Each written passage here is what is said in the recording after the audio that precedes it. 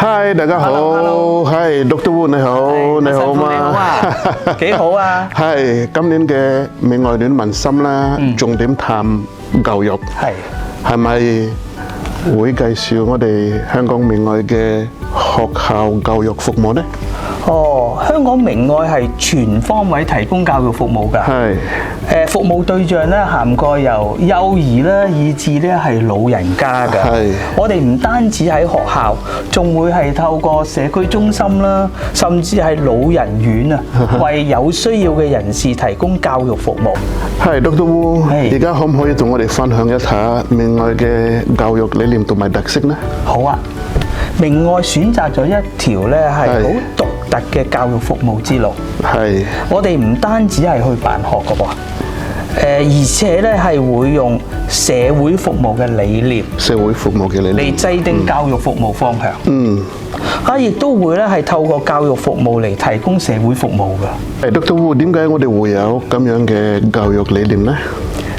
因為咧，我哋睇到社會上邊咧有好多有需要嘅人士，特別咧係喺教育路上遇到有困難嘅人咧。佢哋可能係嚟自基層家庭，亦都可能咧喺教育路上咧係需要更加多支援啊！我哋相信每個人都有佢獨特嘅才能，只要我哋適當咁去栽培同埋俾機會。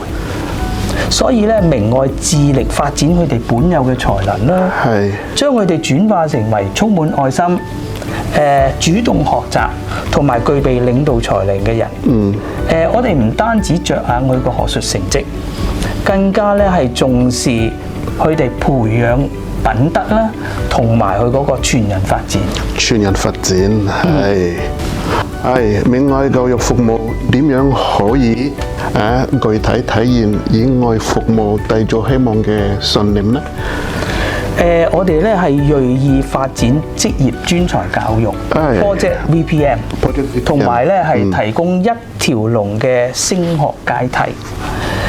由中學啦，以至去大專，甚至係大學嘅教育。我哋為學生搭建咗一條完整嘅教育路徑，俾佢哋咧係可以有向上爬嘅機會啦。咁唔單止咧係喺知識層面嘅提升，我哋更加為佢嘅未來咧係締造希望。透過 Project VPM 同埋呢一個一條龍升學階梯咧，係讓佢達成佢嘅人生目標。人生目標咧真係好重要嘅。Very good。咁Dr. Wu幾時有得睇啊？就係喺7月5號夜晚8點半喺無線電視翡翠台就有得睇㗎啦。咁就我哋大家一齊睇啦。好啊。